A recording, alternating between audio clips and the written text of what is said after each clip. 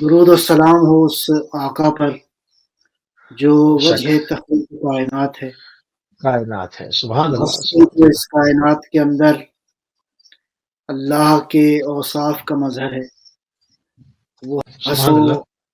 عالم کی مخلوقات کے لیے ہدایت کا منبع ہے، ہدایت کا سورس ہے. وہ ہستی جو اسوہ کامل ہے تمام تر بشریت کے لیے، جس کی زندگی میں اس کی شخصیت کے تمام تر پہلو اگر انسانی ابعاد کو عنوان سے دیکھنا کو چاہے تو وہ ہر جہت سے کامل ہے.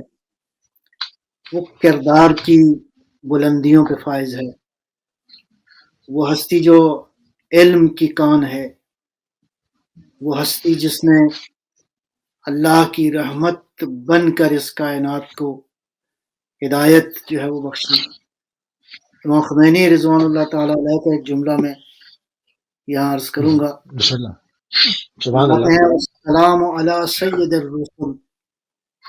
ومرشد الكل الذي ظهر من غیب الوجود الى عالم الشہود واتم الدائرہ وارجاها الى اولاها. بہت ہی گہرا جملہ ہے. میں سبحان اللہ. کوشش کرتا ہوں فی الحال اس کے ترجمے پر اکتفا کیا جائے.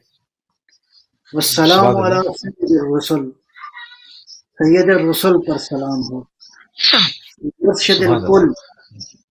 وہ جو کل واہ. کائنات کا مرشد ہے. ظہر من سبحان الغیب، اللہ. غیب الوجود الی عالم الشہود، وہ جو عالم غیب سے اس عالم شہود کی طرف ظاہر ہوا. وہ اتم اللہ الدائرہ، اکبر. جس واہ. نے ہستی کے دائرے کو مکمل کیا. سبحان وارجع اللہ. الی اولاہا، اور لے جانے والے نے اس کو اس مقام بالا پہ دوبارہ پلٹا دیا. عرفان کی کیا کہیں. بلندیوں کا جملہ ہے. میں اس کی تفسیر میں نہیں جاتا. بے الفاظ دیگر اگر خلاصہ دیکھا جائے تو وہ جو انبیاء کا بھی نبی ہے، وہ جو سید الرسل ہے، سید یعنی الرسول. سبحان گویا اللہ. فقط عام انسانوں کے لیے منبع ہدایت نہیں اس کی ذات، بلکہ ہم دیکھتے ہیں کہ حضرت صلی اللہ علیہ وآلہ علیہ وآلہ وسلم وسلم. کے صلی اللہ خود علیہ ایک روایت میں ارشاد فرمایا ان اللہ فضل انبیاءہ المرسلین علی ملائکۃ المقربین وفضلنی علی جمیع النبیین والمرسلین. اللہ نے سبحان انبیاء اللہ. کو ملائکہ مقربین پر فضیلت دی. یعنی ملائکہ کوئی چھوٹا مقام نہیں ہے ان کا، خصوصاً ملائکہ مقربین جس میں حضرت جبرائیل علیہ السلام بھی شامل ہیں، جس میں جناب حضرت اسرافیل، حضرت میکائیل، حضرت عزرائیل شامل ہیں. یہ سارے کے سارے. اس کے علاوہ عرش کے فرشتے ہیں. اس کائنات کے نظام کے اندر فرشتوں کا مقام ظاہر ہے کہ بہت ہی بلندر ہے، جو بلند ہے. صحیح. اللہ کی قدرتوں کے سمجھا جائے کہ مظہر ہیں. تو ان سبحان اللہ. فرشتوں سے اللہ نے نبیوں کو افضل قرار دیا. قرآن. یعنی پہلی ذات جو کہ مسجود ملائکہ قرار پائی اللہ نبی نوا علیہ الصلوۃ والسلام، حضرت صلی آدم اللہ علیہ صلی اللہ. السلام.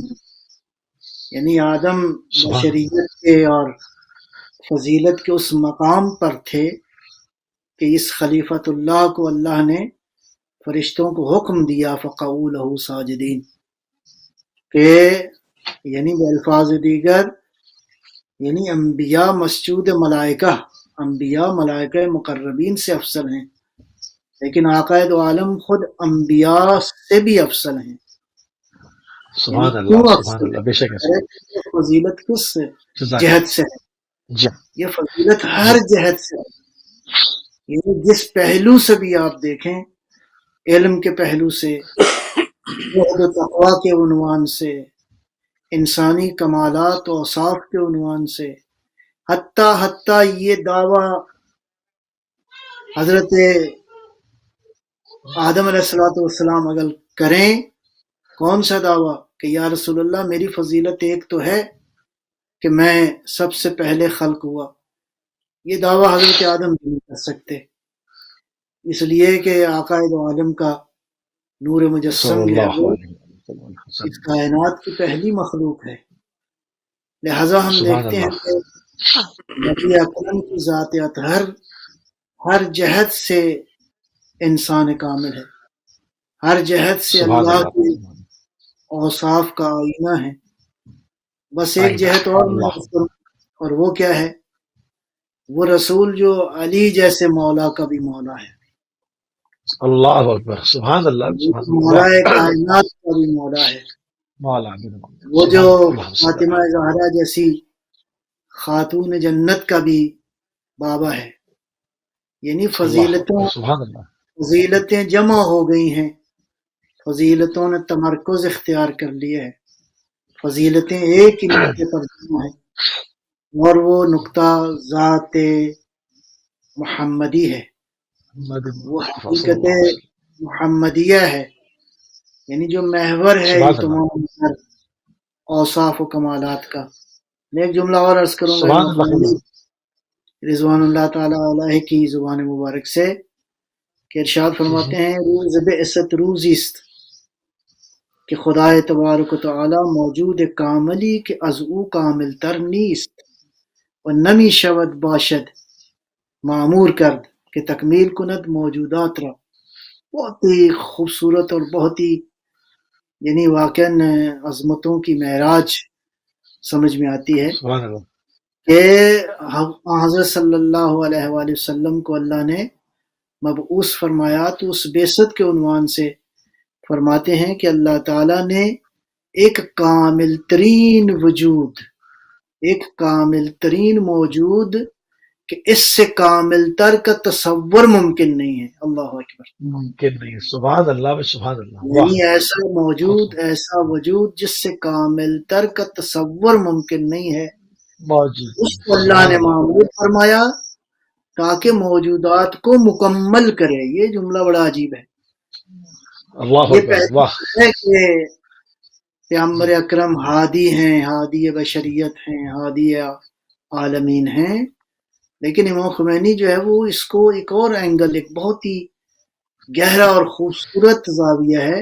اللہ نے کامل ترین وجود کو اس لیے بھیجا کہ موجودات کی تکمیل کرے، یعنی موجودات کو تکامل اور بلندی کی طرف لے جائے. یعنی سرکار ختمی مرتبت کی ذات اقدس جو ہے وہ خداوند قدوس نے بھیجا اس لیے تاکہ مخلوقات کی خلقت کا جو اعلیٰ ترین مقصد ہے اس کو مکمل کرنے کے لیے اللہ نے بھیجا. سبحان اللہ. سبحان اللہ. بہت ہی خوبصورت نقطے کی طرف. یعنی اس کو آپ جس زاویے سے بھی اس بات کو دیکھیں گے تو ذات گرامی نبی مکرم صلوات اللہ سلام اللہ علیہ روح ارواح العالمین لہ الفدا، ہماری جانیں اس ہستی پر قربان ہوں، اس قابل ہوں کہ یہ جانیں قربان ہو سکیں. تو آپ سے کامل تر کوئی وجود نہیں ہے، کوئی موجود نہیں ہے. ایسے ہی نہیں ہے کہ تمام تر انبیاء نے جو ہے وہ اللہ کی زیارت کی خواہش کی، معراج کی، لیکن ختمی مرتبت کی ذات گرامی وہ ہے کہ خود خدا طالب ہوا، یہ ذات مطلوب. سبحان اللہ. بہت ہی خوبصورت.